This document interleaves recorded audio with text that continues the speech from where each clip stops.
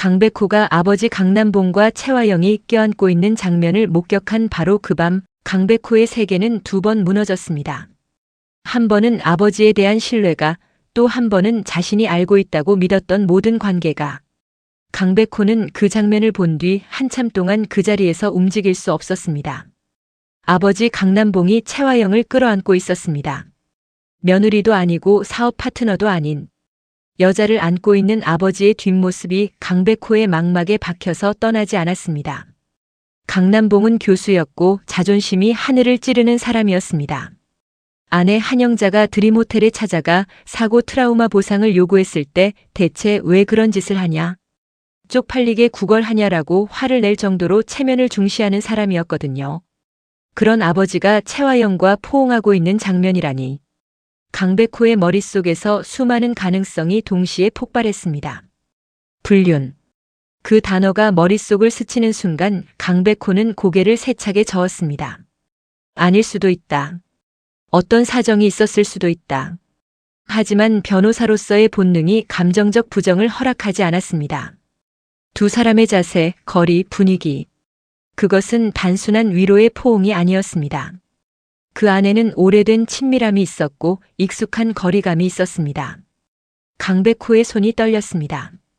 강백호는 그날 밤 집에 돌아오지 않았습니다. 사무실에서 밤을 새웠습니다.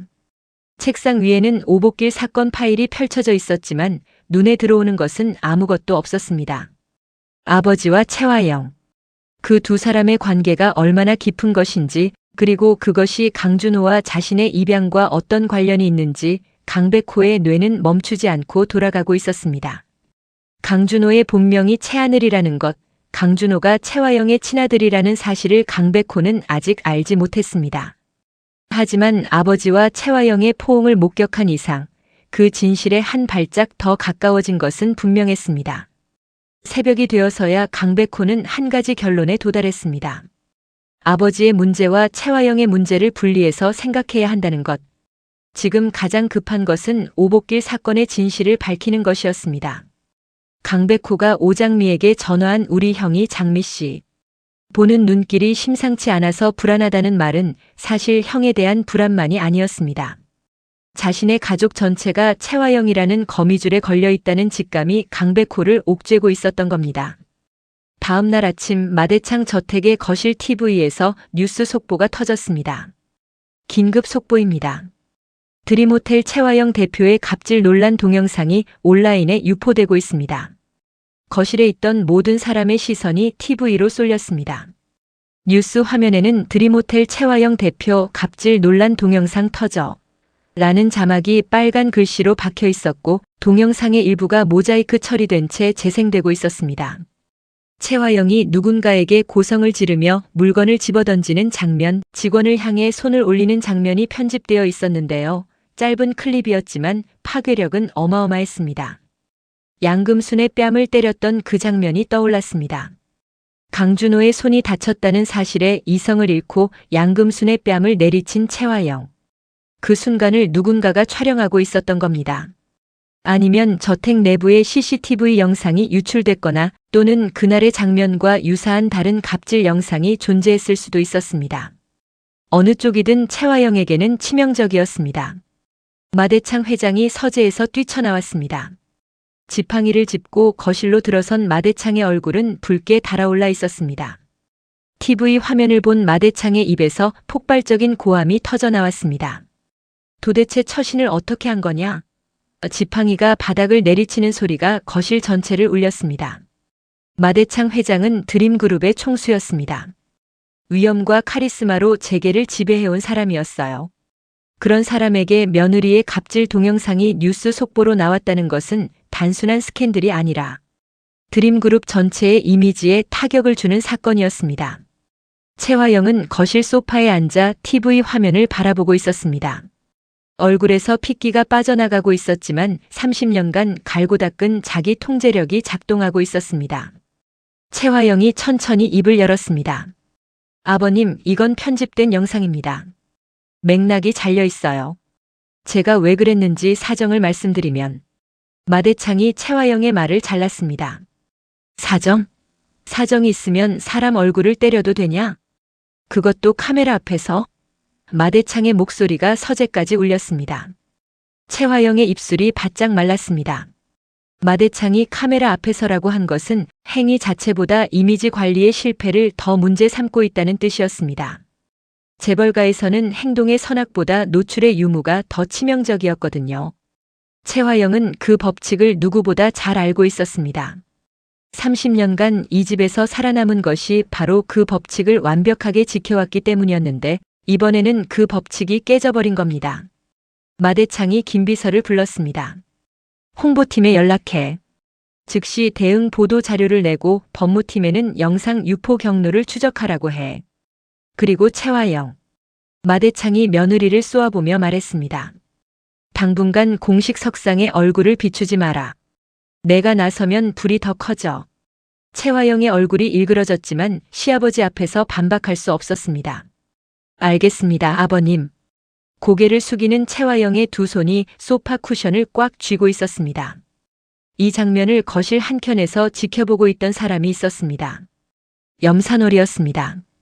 뻔뻔하고 욕심이 많은 염산월은 최화영이 마대창에게 호되게 당하는 장면을 보면서 속으로 쾌재를 불렀습니다.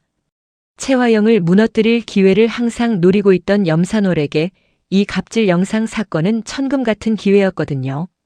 염산월이 자기 방으로 돌아가 진홍주에게 전화했습니다. 홍주야, TV 봤어? 최 대표 갑질 영상이 뉴스에 떴어. 이거 우리한테 기회야. 진홍주가 전화기 너머에서 흥분한 목소리로 대답했습니다. 엄마, 그 영상 누가 유포한 건데? 염산월이 눈을 가늘게 뜨며 말했습니다. 그게 중요한 게 아니야. 중요한 건 최화영이 지금 궁지에 몰렸다는 거지. 이때 우리가 어떻게 움직이느냐가 관건이야. 한편 오장미는 2층 자기 방에서 TV 뉴스를 확인하고 있었습니다. 최화영의 갑질 영상. 오장미의 머릿속에서 양금순이 뺨을 맞던 장면이 떠올랐습니다. 강준호의 손이 다쳤다는 이유만으로 양금순의 뺨을 내리친 최화영. 그 장면을 직접 목격했던 오장미였기에 영상의 내용이 사실이라는 것을 누구보다 잘 알고 있었습니다. 오장미의 마음이 복잡했습니다. 최화영이 궁지에 몰리는 것은 자신의 복수에 유리했지만 동시에 궁지에 몰린 최화영이 더 날카로워질 수 있다는 위험도 있었거든요. 물러설 곳 없는 짐승이 가장 무서운 법이었습니다. 오장미가 양금순에게 전화했습니다. 아줌마 괜찮아요? 뉴스 봤어요? 양금순이 부엌에서 낮은 목소리로 대답했습니다. 봤어. 대표님이 지금 서재에서 이강혁한테 전화하고 있어. 영상 유포 경로를 추적하라고 난리야. 오장미가 물었습니다. 그 영상 누가 유포한 건지 알아요? 양금순이 고개를 저으며 대답했습니다. 몰라. 근데 장미야, 조심해. 대표님이 지금 미칠 것 같은 상태야. 이럴 때 주변 사람한테 화풀이 하는 게 그 사람이잖아. 오장미가 고개를 끄덕이며 전화를 끊었습니다. 오장미는 최화영의 갑질 영상이 터진 타이밍이 절묘하다고 생각했습니다. 협박범이 메모리 카드를 들고 최화영을 협박하던 시점과 거의 겹쳤거든요. 혹시 협박범의 뒤에 있는 인물이 이 영상 유포에도 관여한 것은 아닐까? 오장미의 머릿속에서 점들이 연결되기 시작했습니다. 하지만 아직 확실한 것은 없었습니다. 메모리 카드의 내용을 확인하는 것이 먼저였습니다. 그런데 이 모든 소란 속에서 또 하나의 폭풍이 조용히 다가오고 있었습니다. 강준호였습니다. 전날 오장미의 바이올린 연주를 듣고 마음이 흔들리기 시작한 강준호는 하룻밤 사이에 상태가 더 심해져 있었습니다. 마음을 울리는 연주였다라고 말했던 순간부터 이미 강준호의 철벽에 금이 가기 시작한 거였어요.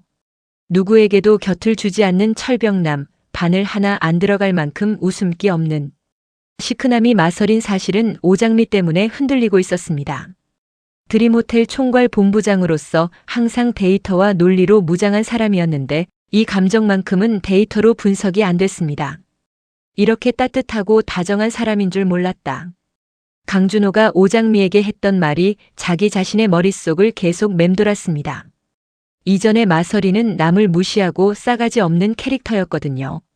그런데 지금의 마설인에게서는 그런 면이 전혀 느껴지지 않았습니다. 대신 나이보다 어른스럽고 따뜻한 기운이 있었고 불의를 보면 참지 못하는 정의로운 면이 있었습니다. 강준호는 그 변화의 이유가 기억 상실이라고 생각하고 있었지만 사실 그것은 변화가 아니라 다른 사람이었던 겁니다. 마서린이 아니라 오장미였으니까요. 강준호는 그날 오후 드림호텔에서 업무를 보다가 마서린에게 연락을 시도했습니다. 만날 사람이 있어서요. 마서린, 오장미 이 약속 장소로 나왔을 때 강준호는 카페에서 기다리고 있었습니다. 차갑고 치밀한 완벽 남답게 테이블 위에는 이미 오장미가 좋아할 만한 음료가 준비되어 있었습니다. 채화영의 매출 조작을 데이터로 반박하는 실력파가 여자의 음료 취향까지 파악해온 거였어요. 강준호의 변화는 그 자체로 놀라운 일이었습니다. 오장미는 강준호의 연락을 받고 내심 곤란해하고 있었습니다. 채화영이 마서린과 강준호를 결혼시키려 밀어붙이는 상황에서 강준호까지 호감을 보이면 거부하는 것이 점점 더 어려워질 수밖에 없었거든요. 오장미는 강백호를 사랑하고 있었습니다. 사랑한다라며 전화로 마음을 확인한 지 얼마 되지 않았습니다. 하지만 마서린의 가면을 쓰고 있는 이상 강준호의 호감을 너무 노골적으로 거부하면 의심을 살 수 있었습니다.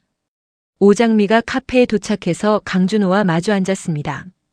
강준호가 평소답지 않게 부드러운 표정으로 말했습니다. 어제 연주 정말 좋았어요. 다음에 또 들려줄 수 있어요? 오장미가 어색하게 웃으며 대답했습니다. 연주요? 그건 생각해 볼게요. 사실 그 연주는 양금순이 마서린의 음원을 틀어줘서 가능했던 것이기 때문에 다시 하라고 하면 큰일이었습니다. 양금순의 도움 없이는 바이올린 연주 자체가 불가능했으니까요. 그때 카페 문이 열리며 누군가가 들어왔습니다. 강백호였습니다. 강백호는 오장미에게 전달할 것이 있어서 연락을 했는데 오장미가 알려준 위치로 온 것이었어요. 그런데 카페 안에서 오장미와 강준호가 마주 앉아 있는 장면이 눈에 들어왔습니다. 강백호의 발걸음이 멈췄습니다. 강준호가 오장미를 바라보는 눈빛이 강백호의 시야에 들어왔습니다. 그것은 업무적인 눈빛이 아니었습니다. 관심과 호감이 담긴 눈빛이었어요. 전날 밤 전화로 우리 형이 장미 씨 보는 눈길이 심상치 않아서 불안하다고 토로했던 그 불안이 현실로 확인된 순간이었습니다. 강백호의 표정이 굳어졌습니다. 오장미가 강백호를 발견하고 눈이 커졌습니다. 강준호도 고개를 돌려 강백호를 봤습니다. 어색한 침묵이 세 사람 사이에 흘렀습니다. 강백호가 먼저 입을 열었습니다. 형, 여기 있었네요. 평소에 해피바이러스 전파자답지 않게 건조한 목소리였습니다. 강준호가 의자에서 일어서며 대답했습니다. 마 실장과 잠깐 이야기하고 있었어. 너는 무슨 일이야? 강백호가 오장미를 흘끗 보며 말했습니다. 마 실장한테 전달할 서류가 있어서요. 오복길 씨 사건 관련이에요. 오복길이라는 이름이 나오자 강준호의 표정이 미세하게 변했습니다.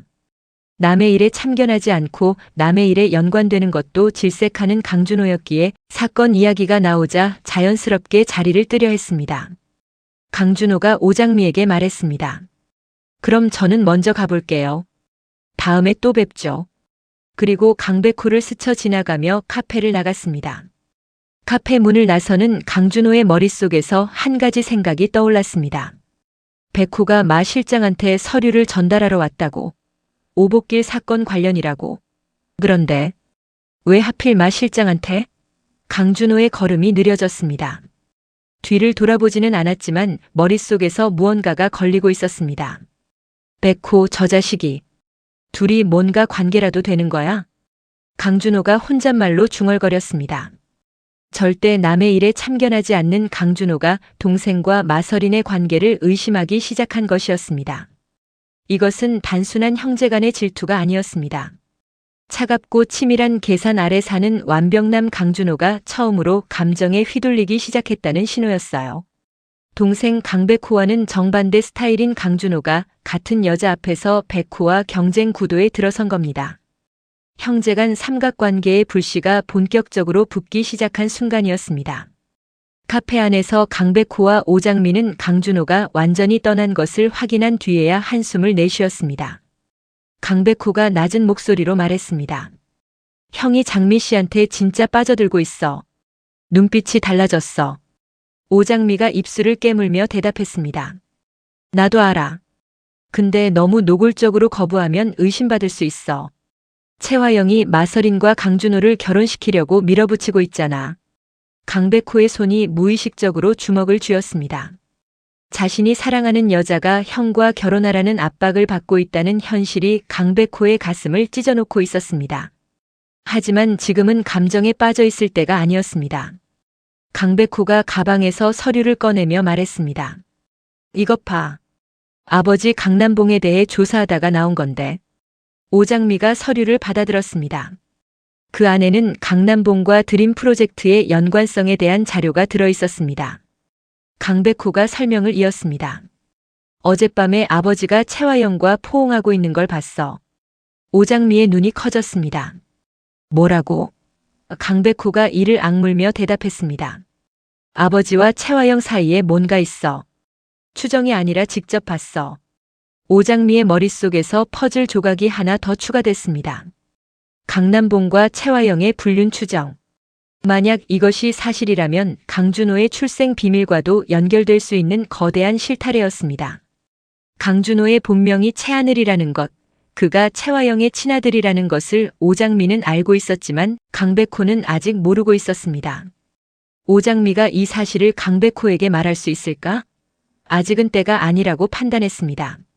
너무 많은 비밀이 한꺼번에 터지면 강백호가 감당할 수 없을 수도 있었으니까요. 그날 오후 강백호는 결심했습니다. 채화영에게 직접 가겠다고.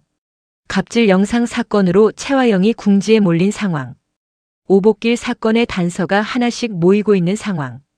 그리고 아버지 강남봉과 채화영의 관계를 목격한 상황. 이 모든 것이 겹쳐지면서 강백호는 더 이상 기다릴 수 없었습니다. 정의감 넘치는 오지라퍼의 인류에 충만한 휴머니스트인 강백호였지만 지금 이 순간만큼은 차갑고 날카로운 변호사 강백호였습니다.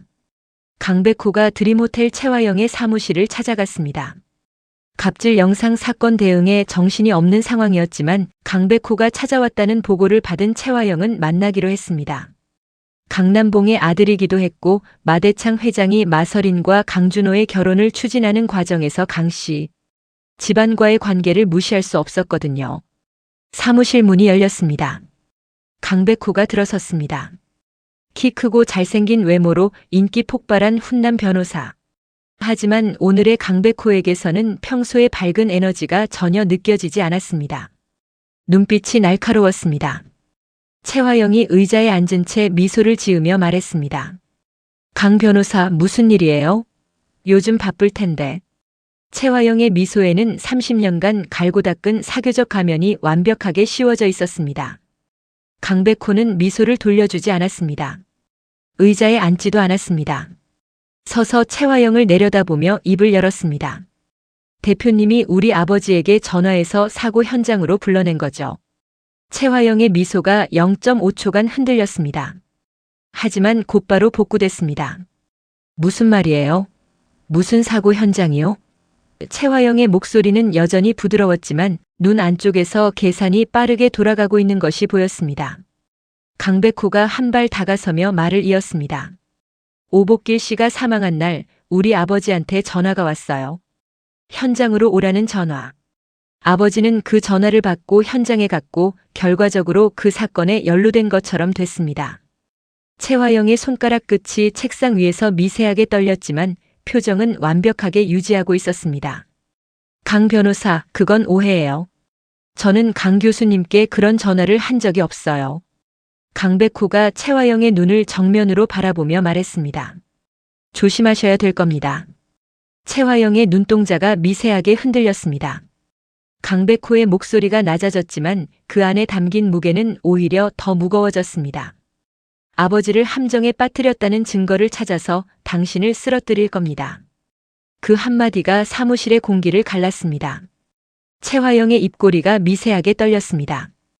이성적 계산과 감정적 폭주를 동시에 가진 채화영이었기에 강백호의 선전포고가 어느 수준의 위협인지를 정확하게 가늠하고 있었습니다. 젊은 변호사의 허세로 볼 수도 있었지만 강백호의 눈빛에는 허세가 없었습니다. 그 눈에는 확신이 있었습니다. 최화영은 이 눈빛을 알고 있었습니다. 자신이 30년간 거울에서 봐왔던 눈빛과 같은 종류였거든요. 목표를 정하면 반드시 해내는 사람의 눈이었습니다. 강백호가 돌아서서 사무실을 나갔습니다. 문이 닫히는 순간 최화영의 얼굴에서 미소가 사라졌습니다. 이를 악물며 혼자 중얼거렸습니다. 강남봉이 아들한테 뭘 말한 거야? 최화영이 즉시 이강혁에게 전화했습니다. 이강혁, 강남봉 교수한테 연락해. 아들한테 무슨 말을 했는지 확인해야 돼. 그리고 강백호 변호사의 움직임을 추적해. 이강혁이 대답했습니다.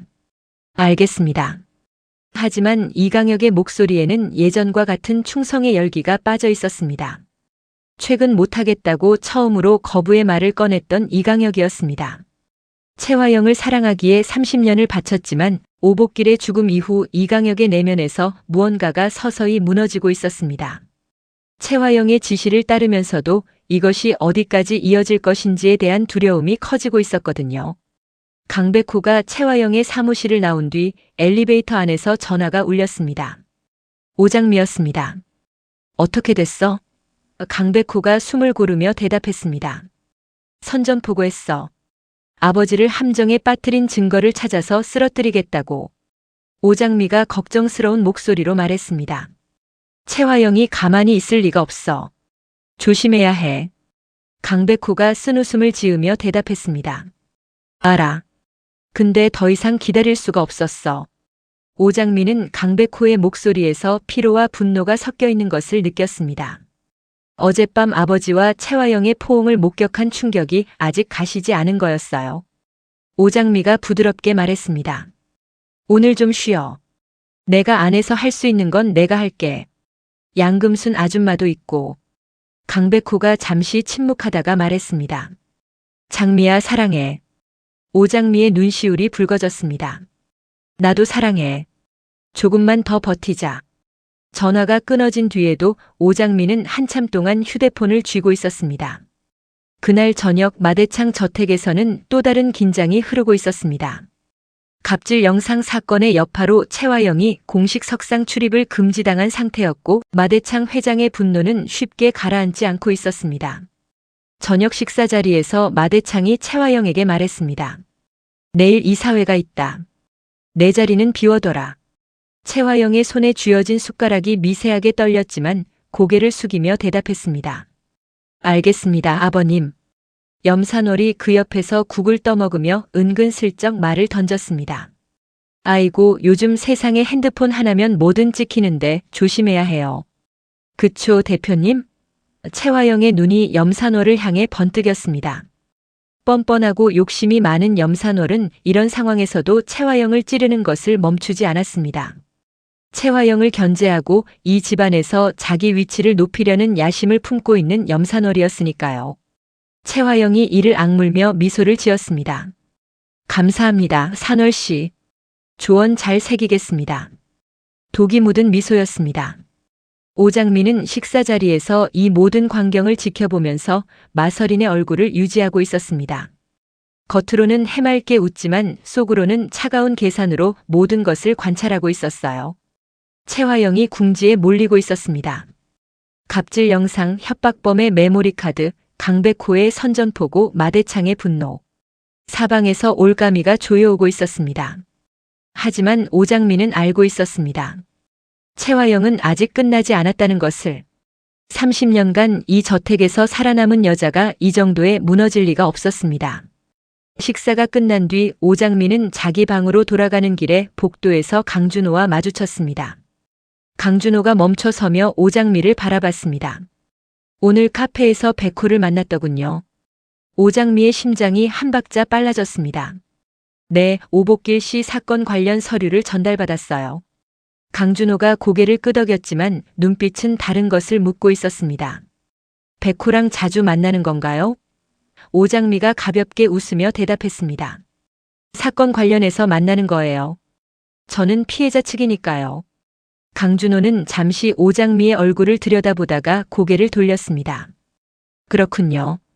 그리고 자기 방 쪽으로 걸어갔습니다. 하지만 걸어가는 강준호의 뒷모습에서 뭔가가 개운하지 않다는 기운이 읽혔습니다. 강준호는 의심하기 시작한 거였습니다. 백호와 마서린의 관계를. 절대 남의 일에 참견하지 않는 강준호가 이 일만큼은 예외로 두기 어려워지고 있었습니다. 오장미는 방에 들어가 문을 닫고 한숨을 내쉬었습니다. 강준호의 의심, 채화영의 위기, 강백호의 선전포고, 메모리 카드의 내용 확인. 해결해야 할 일이 산더미였습니다. 오장미가 서랍에서 메모리 카드를 꺼내 들여다봤습니다. 내일 반드시 이 안의 내용을 확인해야 했습니다. 양금순이 간식을 가지고 방에 들어왔습니다. 오장미의 표정을 보고 걱정스러운 얼굴로 물었습니다. 또 무슨 일이야? 오장미가 양금순에게 낮은 목소리로 오늘 있었던 일을 전했습니다. 강백호가 채화영에게 선전포고한 것, 강준호가 백호와 자신의 관계를 의심하기 시작한 것까지. 양금순이 턱을 괴며 말했습니다. 강준호 그 양반이 의심하기 시작하면 골치 아파져. 그 사람 성격이 한번 파고들면 끝장을 보거든. 오장미가 고개를 끄덕이며 대답했습니다. 알아요. 조심할게요. 양금순이 오장미의 어깨를 두드리며 말했습니다. 그리고 장미야, 오늘 대표님이 이강혁한테 강남봉 교수 건으로 전화하더라. 강백호 변호사가 채화영한테 뭐라고 했는지 이강혁한테 확인하라고 지시했어. 오장미의 표정이 긴장됐습니다. 채화영이 강백호의 움직임을 추적하기 시작했다는 뜻이었습니다. 오장미가 양금순에게 부탁했습니다. 아줌마, 이강혁이 뭘 알아내는지 계속 알려주세요. 양금순이 고개를 끄덕이며 나갔습니다. 밤이 깊어갔습니다. 마대창 저택의 불빛이 하나둘씩 꺼져가고 있었지만 누구도 평온하게 잠들지 못하는 밤이었습니다. 채화영은 자기 방에서 이강혁에게 연이어 전화를 걸고 있었습니다. 갑질 영상의 유포 경로를 추적하라, 강남봉에게 연락하라, 강백호의 동선을 파악하라. 지시사항이 쏟아져 나왔습니다. 궁지에 몰린 짐승의 눈을 한 채화영이었습니다.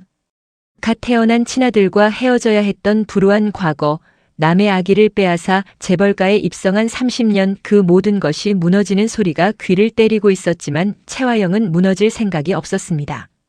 아직 카드가 남아 있었으니까요. 강준호는 자기 방 침대에 누워 천장을 바라보고 있었습니다. 마서린의 얼굴이 자꾸 떠올랐습니다. 따뜻하고 다정한 미소, 바이올린 연주를 하던 진지한 눈빛, 그리고 카페에서 강백호를 발견했을 때 순간적으로 흔들렸던 눈동자. 백호, 저 자식이 둘이 뭔가 관계라도 되는 거야? 그 의문이 잠을 허락하지 않았습니다. 오장미는 서랍 안에 메모리 카드를 만지며 내일을 준비하고 있었습니다. 채화영의 30년 비밀이 담겨 있을 수도 있는 그 작은 칩. 내일 강백호의 사무실에서 확인하면 모든 것이 달라질 수 있었습니다. 오장미가 눈을 감으며 속으로 되뇌었습니다. 조금만 더 버티면 된다. 그리고 저택 바깥 강백호의 사무실에서는 불빛이 아직 꺼지지 않고 있었습니다. 책상 위에는 오복길 사건 파일, 강남봉 관련 자료, 그리고 채화영의 드림그룹 내 활동 기록이 펼쳐져 있었습니다. 강백호는 아버지와 채화영의 관계, 오복길 사건의 진실, 그리고 장미를 채화영의 집에서 꺼내는 것. 이 세 가지를 동시에 해결해야 했습니다. 쉬운 일이 아니었지만 에이스팩의 변호사에게 불가능이란 없었습니다. 강백호가 펜을 들어 노트에 무언가를 적기 시작했습니다. 전략을 짜고 있었습니다. 채화영을 향한 올가미가 사방에서 조여오고 있었습니다. 갑질 영상이라는 새로운 위기, 강백호의 선전포고, 오장미가 쥐고 있는 메모리 카드, 염산월과 진홍주의 야심, 그리고 마대창 회장의 점점 커져가는 불신. 하지만 채화영은 30년간 이 모든 종류의 위기에서 살아남은 여자였습니다. 이번에도 빠져나갈 수 있을 거라고 믿고 있었습니다. 문제는 이번에는 안에서도 밖에서도 동시에 무너지고 있다는 것이었습니다. 그리고 아직 터지지 않은 가장 큰 폭탄. 강준호의 본명이 채하늘이라는 것, 그가 채화영의 친아들이라는 것. 채화영이 양금순의 뺨을 때리면서 손이 다쳤잖아라며 이성을 잃었던 그 반응이 단순한 과잉 반응이 아니라 친아들에 대한 모성이었다는 진실. 이것이 세상에 드러나는 날 모든 것이 뒤집어질 것이었습니다. 하지만 그건 아직 다음 이야기입니다. 오늘 밤 마대창 저택의 시계는 자정을 향해 달려가고 있었고 각자의 방에서 각자의 전쟁을 준비하는 사람들의 심장 소리만이 저택의 어둠 속에서 울리고 있었습니다. 내일이 오면 모든 것이 달라질 수 있었습니다. 메모리 카드의 내용이 확인되는 순간, 강준호의 의심이 확신으로 바뀌는 순간, 그리고 채화영의 마지막 가면이 벗겨지는 순간. 그 순간은 생각보다 빨리 다가오고 있었습니다. 강준호가 마서린에게 약속 있냐고 만나자고 했는데 오장미가 약속이 있다고 한 거야 강준호에게 거절한 거지. 근데 강백호를 만나고 있는 걸 강준호가 본 거고 반대로 했네 수정해. 그리고 68회 예상 줄거리잖아. 주말도 있으니 69회 핵심 줄거리 하나 더 만들어서 출력하자. 알겠어. 수정사항 정리하면. 수정 내용 강준호가 마서린 오장미에게 약속 있냐 같이 밥 먹자고 제안.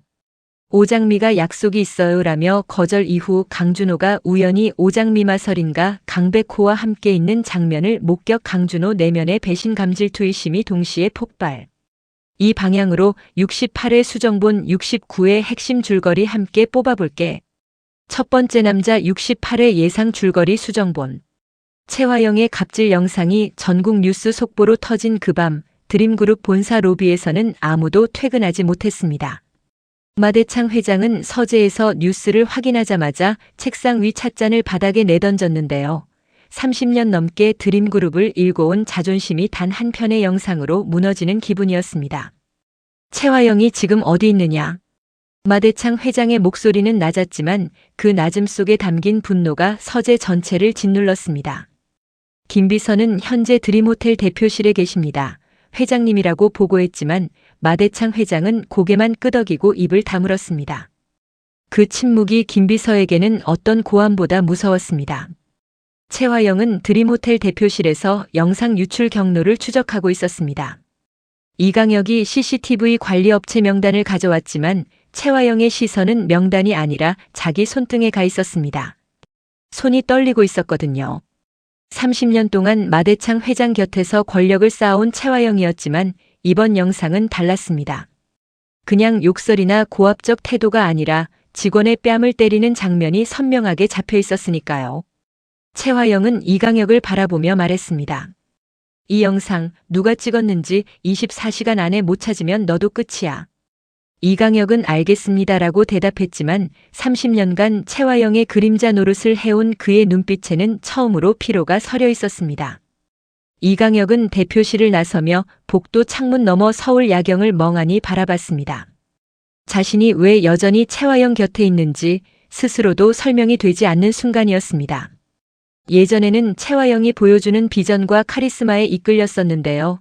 지금은 그저 약점을 잡혀 벗어나지 못하는 것인지 아니면 오래된 감정의 잔해가 발목을 잡는 것인지 이강혁 본인도 알 수 없었습니다. 그런 이강혁의 주머니 속 핸드폰에는 오장미에게서 온 부재중 전화가 3통 찍혀 있었습니다. 오장미는 마대창 회장의 저택 2층 마서린의 방에서 뉴스를 보고 있었습니다. 채화영의 갑질 영상이 화면을 가득 채우는 걸 보면서 오장미는 두 가지 감정이 동시에 밀려왔는데요. 하나는 드디어 저 여자의 민낯이 세상에 드러나기 시작했다는 쾌감이었고 다른 하나는 이 영상이 터진 타이밍이 너무 정확하다는 불안감이었습니다. 누군가 의도적으로 이 시점에 영상을 터뜨린 것이라면 그 사람의 목적이 단순히 채화영을 망신 주려는 게 아닐 수도 있었으니까요. 오장미는 양금순에게 전화를 걸었습니다. 양금순은 1층 부엌에서 전화를 받으며 아가씨, 지금 집안이 난리예요. 회장님이 서재에서 안 나오시고 진홍주 그 여자는 방에서 웃고 있더라고요라고 속삭였습니다. 진홍주가 웃고 있다는 말에 오장미의 눈이 좁아졌습니다. 진홍주와 그 어머니 염산월은 채화영의 집에 얹혀 살면서도 늘 채화영의 자리를 노리고 있었거든요. 오장미는 금순 아줌마 진홍주가 혹시 누구한테 전화하는 거 보셨어요? 라고 물었고 양금순은 잠시 생각하더니 낮에 모르는 번호로 통화하는 건 봤어요. 근데 내용은 못 들었어 라고 답했습니다. 오장미는 전화를 끊고 침대에 앉았습니다. 자신이 지금 이 방에서 마서린으로 살아가고 있다는 사실을 오태평도 알고 양금순도 알고 있었지만 그래도 매 순간이 줄타기였습니다. 특히 강준호가 최근 자꾸 마서린에게 관심을 보이기 시작하면서 상황은 더 복잡해지고 있었습니다. 바로 그날 오후의 일이었습니다. 강준호는 드림호텔 로비에서 마서린 실장, 그러니까 오장미를 만났었습니다. 강준호는 평소답지 않게 약간 어색한 표정으로 다가오더니 마 실장, 오늘 저녁에 약속 있어요? 같이 밥이라도 먹을까 했는데라고 물었습니다. 강준호라는 사람이 원래 그런 제안을 잘하는 스타일이 아니었거든요. 차갑고 완벽주의적인 성격에 감정 표현이 서툰 사람이었으니까요. 그래서 이 한마디가 오히려 더 무게감이 있었습니다. 오장미는 순간 당황했지만 바로 미소를 지으며 답했습니다. 아, 죄송해요, 본부장님. 오늘 저녁에 약속이 있어서요. 다음에 제가 한번 사겠습니다. 목소리는 부드러웠지만 거절은 단호했습니다. 강준호는 그래요. 그럼 다음에라고 짧게 답하고 돌아섰는데요. 돌아서는 그 얼굴에 스친 표정을 오장미는 보지 못했습니다. 실망도 아니고 분노도 아닌 뭔가 처음 느끼는 감정에 당혹스러워하는 표정이었습니다. 강준호는 그날 저녁 호텔 주차장에서 차에 시동을 걸다가 우연히 호텔 건너편 카페 유리창 너머로 익숙한 뒷모습을 봤습니다. 마서린 실장이었습니다. 약속이 있다더니 카페에 있었던 거였는데요. 강준호는 무심코 시선을 옮기다가 마서린 맞은편에 앉아있는 사람을 확인하는 순간 시동을 건 손이 멈췄습니다. 강백호였습니다. 자기 동생 강백호가 마서린 실장과 마주 앉아 무언가 진지하게 이야기하고 있었습니다. 강준호의 머릿속에서 여러 생각이 동시에 충돌했습니다. 약속이 있다고 했는데 그 약속이 백호였어? 언제부터 둘이 만났지? 왜 굳이 나한테는 숨긴 거야? 강준호는 차에서 내리지 않았습니다. 시동을 끄지도 않았습니다. 그냥 그 자리에서 두 사람을 바라봤습니다. 강백호가 뭔가를 말하자 마서린이 고개를 살짝 숙이며 웃는 모습이 보였는데요. 그 웃음이 강준호에게는 마치 자신에게는 절대 보여주지 않았던 종류의 웃음처럼 느껴졌습니다. 강준호는 자신이 왜 이렇게 신경이 쓰이는지 스스로에게 물었습니다. 마서린 실장은 그냥 회사 동료일 뿐이었으니까요. 아니, 동료라기보다는 할아버지 마대창 회장이 아끼는 인재였고 자신은 드림호텔 전무로서 업무적으로 마주칠 뿐이었습니다. 그런데 어느 순간부터 마서린의 바이올린 소리가 귓가에서 떠나지 않았고 마서린이 가끔 보여주는 단단한 눈빛이 자꾸 생각났습니다. 강준호는 그 감정이 무엇인지 인정하기 싫었습니다. 인정하는 순간 자신의 완벽하게 정돈된 세계의 균열이 생길 것 같았으니까요. 강준호는 결국 차를 출발시켰습니다. 카페를 지나치면서 한 번 더 유리창을 봤지만 이번에는 일부러 고개를 돌렸습니다. 그리고 핸들을 잡은 손에 힘이 들어갔습니다. 카페 안에서 강백호와 오장미는 전혀 다른 대화를 나누고 있었습니다. 강백호는 오장미에게 물었습니다. 장미야, 그 메모리 카드 아직 갖고 있지? 오장미는 고개를 끄덕이며 응, 아직 열어보진 못했어. 무서워서라고 솔직하게 말했습니다. 강백호는 오장미의 손을 잡으며 내가 같이 볼게. 혼자 보지 말라고 했는데요. 그 목소리에는 연인으로서의 걱정과 변호사로서의 단호함이 동시에 담겨 있었습니다. 강백호는 여전히 마서린 실장에게서 장미가 겹쳐 보이는 설명할 수 없는 끌림 때문에 괴로워하고 있었습니다만 이제 그 끌림의 이유를 알고 있었습니다. 마서린이 곧 오장미라는 사실을요. 오장미가 마서린의 집에서 위장하며 살고 있다는 것을 강백호는 이미 알고 있었으니까요. 그래서 더 괴로웠습니다. 밝은 에너지로 주변을 환하게 만드는 해피바이러스 같은 사람이었던 강백호였지만 장미가 매일 위험 속에서 살아가고 있다는 사실 앞에서는 그 밝음을 유지하기가 점점 어려워지고 있었습니다. 게다가 형 강준호가 마서린에게 점점 가까이 다가오고 있다는 걸 강백호도 느끼고 있었습니다. 강준호는 마서린이 오장미라는 사실을 모릅니다. 강준호는 그냥 마서린 실장에게 끌리고 있는 거였습니다. 이 상황이 강백호에게는 이중으로 고통스러웠습니다. 형이 자기 연인에게 감정을 품고 있다는 것, 그리고 형에게 진실을 말할 수 없다는 것. 강백호는 커피잔을 내려놓으며 형이 오늘 너한테 뭐라고 하지 않았어? 라고 조심스럽게 물었습니다. 오장미는 잠시 망설이다가 저녁같이 먹자고 하셨는데 약속 있다고 했어라고 답했습니다. 강백호의 표정이 미세하게 굳었지만 이내 고개를 끄덕였습니다. 잘했어. 근데 형이 점점 더 집착하면 위험해질 수 있어. 오장미는 그 말에 고개를 숙였습니다. 강준호를 속이고 있다는 죄책감, 강백호에게 짐이 되고 있다는 미안함, 그리고 채화영을 무너뜨려야 한다는 사명감이 모두 뒤섞여 가슴이 답답했습니다. 한편 염산월은 자신의 방에서 진홍주에게 전화를 걸고 있었습니다. 홍주야, 이 기회를 놓치면 안 돼. 채화영이 흔들리고 있을 때 마대창 회장에게 접근해야 해. 염산월의 목소리는 낮았지만 확신에 차 있었습니다. 진홍주는 엄마 나도 알아. 근데 회장님이 나한테 관심이 있겠어? 라고 물었고 염산월은 웃으며 관심을 만들어야지. 채화영이 무너지면 그 자리가 비잖아. 그 자리에 내가 서는 거야 라고 속삭였습니다. 진홍주는 전화를 끊고 거울을 봤습니다. 채화영의 집에서 얹혀 사는 신세라는 자각이 늘 진홍주를 갉아먹고 있었습니다. 채화영이 베풀어 준 것 같지만 실은 자신과 어머니를 가두어 놓고 이용하고 있다는 걸 진홍주도 알고 있었거든요. 하지만 진홍주에게는 야망이 있었습니다. 그 야망을 채우기 위해서라면 채화영도 오장미도 강준호도 모두 이용할 수 있다고 생각하는 사람이었습니다. 그날 밤 마대창 회장의 저택은 바깥의 소란과는 달리 조용했습니다. 마대창 회장은 서재에서 나와 거실 소파에 앉았는데요. 옆에는 양금순이 따뜻한 차를 놓아두었습니다. 양금순은 30년 넘게 이 집을 지킨 사람이었고 지금은 오장미의 비밀을 알고 있는 유일한 가사 도우미였습니다. 양금순은 차를 내려놓으며 회장의 안색을 살폈습니다. 회장님, 오늘 많이 힘드셨죠? 차 한 잔 드세요. 마대창 회장은 차를 한 모금 마시고는 금순아, 내가 사람을 잘못 본 게 아닌가 싶다라고 혼잣말처럼 중얼거렸습니다. 양금순은 그 말이 채화영을 가리킨다는 걸 알았지만 아무 말도 하지 않았습니다. 30년간 이 집에서 배운 가장 중요한 기술은 말하지 않는 것이었으니까요. 2층에서 오장미가 내려왔습니다. 마서린의 옷을 입고 마서린의 표정을 짓고 마서린의 걸음으로 걸어오는 오장미를 보며 마대창 회장은 설이나 아직 안 잤느냐라고 물었습니다. 오장미는 할아버지 뉴스 보셨죠? 괜찮으세요? 라고 걱정스러운 목소리로 물었고 마대창 회장은 괜찮다, 걱정 마라. 이런 일쯤이야 라고 답했지만 그 눈에는 분명 피로가 서려 있었습니다. 오장미는 할아버지 옆에 앉았습니다. 이 사람은 오장미에게 피를 나눈 할아버지였지만 마대창 회장은 그 사실을 모릅니다. 오장미가 마서린이 아니라 쌍둥이 자매 장미라는 것을 마대창 회장은 모르고 있었습니다.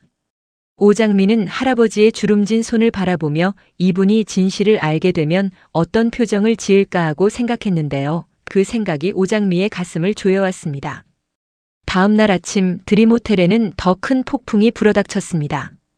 채화영의 갑질 영상에 이어 드림호텔 대표 채화영, 공금 횡령 의혹이라는 기사가 터진 겁니다. 이건 채화영도 이강혁도 예상하지 못한 공격이었습니다. 채화영은 대표실에서 기사를 읽으며 얼굴이 하얗게 변했습니다. 이강혁, 이건 갑질 영상이랑 다른 거냐? 누가 내부 자료를 빼돌린 거야? 이강혁은 고개를 숙이며 확인 중입니다 라고 답했지만 속으로는 이 모든 것이 하나의 시나리오처럼 느껴졌습니다. 누군가가 채화영을 체계적으로 무너뜨리고 있었습니다. 채화영은 잠시 생각에 잠겼다가 갑자기 눈을 번쩍 떴습니다. 마서린. 그 이름이 채화영의 입에서 튀어나왔습니다. 그 애가 들어온 뒤로 모든 게 꼬이기 시작했어. 이강혁은 마서린 실장이요? 그 사람이 이런 걸 할 수 있겠습니까? 라고 물었지만 채화영의 직감은 그렇지 않다고 말하고 있었습니다. 채화영은 오래전부터 마서린에게서 뭔가 이질적인 것을 느끼고 있었거든요. 마대창 회장의 손녀라고 하기에는 너무 당당하고 너무 똑똑하고 무엇보다 채화영 자신을 바라보는 눈빛이 너무 날카로웠습니다. 채화영은 이강혁에게 명령했습니다. 마서린의 과거를 전부 조사해. 학교 기록, 해외 거주 기록, 병원 기록 전부. 이강혁은 알겠습니다라고 답했지만 이번에는 그 대답에 평소와 다른 무게가 실려 있었습니다. 이강혁은 이미 오장미의 정체를 어렴풋이 감지하고 있었으니까요. 오장미에게서 걸려온 3통의 부재중 전화, 그리고 양금순이 건네준 작은 메모 한 장. 이강혁의 마음속에서는 30년간 채화영을 향해 쌓아온 충성심과 최근 생겨난 양심의 가책이 치열하게 싸우고 있었습니다. 정숙희의 반찬 가게에는 오태평이 와 있었습니다. 오태평은 오장미의 의붓 오빠로 늘 긍정적이고 밝은 성격이었지만 요즘은 걱정이 많았습니다. 오장미가 마서린으로 위장해서 마대창 회장의 집에서 살고 있다는 사실을 알고 있었기 때문이었습니다. 엄마, 장미 괜찮을까? 오태평은 정숙희에게 물었지만 정숙희는 5살 수준으로 퇴행한 상태여서 아들의 걱정을 이해하지 못했습니다. 정숙희는 그냥 웃으며 장미가 예쁜 꽃이야. 토끼도 같이 있어야 되라고 중얼거렸습니다. 오태평은 어머니의 그 말을 들을 때마다 가슴이 아팠습니다. 토끼가 마서린을 가리키는 거라는 걸 오태평은 알고 있었습니다. 정숙희가 쌍둥이를 낳고 한 아이를 잃어버린 트라우마가 지능퇴행의 원인이었으니까요. 오태평은 반찬통에 김치를 담으며 엄마 걱정 마. 장미 내가 지킬게라고 말했지만 사실 오태평 자신도 어떻게 지켜야 할지 몰랐습니다. 강남봉 교수의 집에서는 한영자가 남편을 기다리고 있었습니다. 강남봉은 대학 연구실에 있다고 했지만 한영자는 남편이 요즘 어딘가 딴 곳에 마음을 두고 있다는 걸 직감적으로 느끼고 있었습니다. 한영자는 강준호와 강백호 두 아들의 양어머니로서 늘 따뜻하고 헌신적인 사람이었지만 남편 강남봉과의 관계에서만큼은 불안을 안고 살아왔습니다. 특히 최근 강백호가 주차장에서 강남봉이 채화영과 포옹하는 장면을 목격했다는 사실을 한영자는 아직 모르고 있었습니다. 강백호는 그 장면을 본 이후로 아버지에 대한 신뢰가 흔들리고 있었습니다. 강남봉 교수가 채화영과 어떤 관계인지 그리고 그것이 오복길 사건과 연결되는 것인지 강백호의 머릿속에는 의문들이 끊이지 않았습니다. 하지만 강백호는 아직 어머니 한영자에게 이 이야기를 하지 않기로 했습니다. 확실한 증거가 없는 상태에서 가족을 흔들고 싶지 않았으니까요. 그 무렵 병원에서는 진짜 마서린이 여전히 의식불명 상태로 누워 있었습니다. 마서린은 오장미의 쌍둥이 자매이자 마대창 회장의 진짜 손녀였지만 교통사고 이후 깨어나지 못하고 있었습니다. 병실을 지키는 사람은 아무도 없었는데요. 오장미가 가끔 몰래 찾아와 마서린의 손을 잡고 언니 빨리 일어나. 내가 언니 자리를 빌리고 있잖아. 미안해라고 속삭이곤 했습니다. 오장미는 마서린의 얼굴을 들여다볼 때마다 거울을 보는 것 같았습니다. 같은 얼굴, 같은 손, 같은 귀 모양. 하지만 두 사람의 인생은 완전히 달랐습니다. 마서린은 마대창 회장의 손녀로 자랐고 오장미는 정숙희의 딸로 평범하게 살았습니다. 25년 전 마동석이 사라지면서 쌍둥이는 갈라졌고 그 뒤에 채화영의 손이 있었다는 걸 오장미는 조금씩 밝혀내고 있었습니다. 68회의 가장 큰 긴장은 강준호의 내면에서 벌어지고 있었습니다. 카페에서 강백호와 마서린을 본 강준호는 집에 돌아와서도 그 장면이 머리에서 지워지지 않았습니다. 강준호는 침대에 누워 천장을 바라보며 자문했습니다. 내가 왜 이러는 거지? 마서린 실장이 누구를 만나든 내가 신경 쓸 일이 아닌데. 하지만 논리적으로 아무리 설득해도 감정은 말을 듣지 않았습니다. 강준호는 자신의 감정 패턴이 이상하다는 걸 인지하고 있었습니다. 원래 사람에게 쉽게 마음을 주지 않는 성격이었는데 마서린에게만큼은 자꾸 벽이 허물어졌거든요. 그리고 그 벽이 허물어지는 과정에서 동생 강백호가 끼어 있다는 사실이 강준호를 더 불편하게 만들었습니다. 강준호는 아직 자신이 채화영의 친아들이라는 사실을 모릅니다. 본명이 채하늘이라는 것도 모릅니다. 강남봉과 한영자가 양부모라는 건 알고 있었지만 친어머니가 채화영이라는 건 꿈에도 생각하지 못하고 있었습니다. 만약 그 사실을 알게 된다면 강준호의 세계는 완전히 무너질 것이었습니다. 자신이 증오하는 채화영의 아들이라니. 드림호텔의 전무로서 마대창 회장의 신임을 받으며 성장해온 자신의 커리어가 사실은 친어머니 채화영의 설계 위에 세워진 것이라니. 그 진실은 언젠가 반드시 터질 시한폭탄이었지만 아직은 아니었습니다. 68회는 이렇게 여러 인물들의 감정선이 팽팽하게 교차하는 가운데 채화영이 마서린의 과거를 파헤치라는 명령을 내리면서 끝이 났습니다. 오장미의 정체가 위험에 처한 것이었습니다. 첫 번째 남자 69의 핵심 줄거리 예상. 69회는 채화영이 이강혁을 통해 마서린의 신원 조회 결과를 받아보는 장면에서 시작됩니다. 결과는 이상 없음이었습니다. 오장미가 미리 양금순과 오태평의 도움으로 서류를 정비해 놓았기 때문이었는데요. 하지만 채화영은 이 결과를 믿지 않습니다. 오히려 너무 깔끔한 게 더 수상하다며 직접 조사에 나서기로 합니다. 강백호는 오장미에게 받은 메모리 카드를 사무실에서 분석합니다. 카드 안에는 채화영이 25년 전 오복길 관련 사건을 조작한 정황이 담긴 영상 파일이 있었는데요. 영상의 화질이 일부 손상되어 결정적 장면이 불완전한 상태입니다. 강백호는 영상 복원 전문가를 찾아 나서면서 동시에 강남봉 교수에게 아버지 채화영과 무슨 관계예요?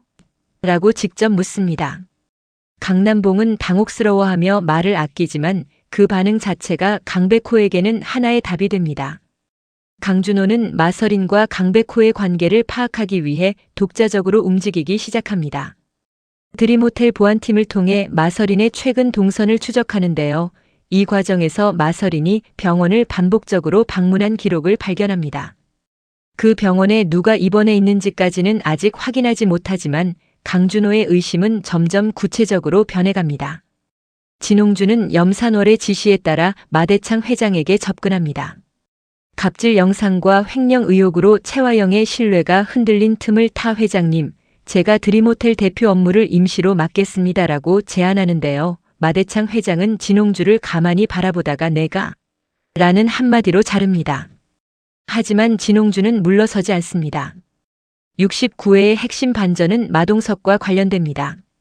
25년 전 실종된 마동석의 흔적이 프랑스 경찰 데이터베이스에서 발견되었다는 정보가 강백호에게 전달됩니다. 이 정보를 전달한 사람은 뜻밖에도 이강혁이었습니다. 이강혁은 채화영의 명령을 따르면서도 동시에 자신이 30년간 숨겨온 양심의 빚을 갚기 시작한 것이었습니다. 하지만 이강혁은 아직 완전히 채화영을 배신한 것은 아닙니다. 한 발은 채화영 쪽에, 한 발은 진실 쪽에 걸쳐놓은 위태로운 상태입니다. 69회는 강준호가 병원 방문 기록을 추적하다 병실 문 앞에 서는 장면에서 끝납니다. 문 너머에는 진짜 마서린이 누워 있었습니다. 강준호가 그 문을 열지 않은 채 돌아서는 뒷모습에서 69회가 마무리되는데요. 이것이 70회로 이어지는 최대의 떡밥이 됩니다. 강준호가 쌍둥이의 존재를 알게 되는 순간 모든 인물 관계가 한꺼번에 뒤집힐 수 있으니까요.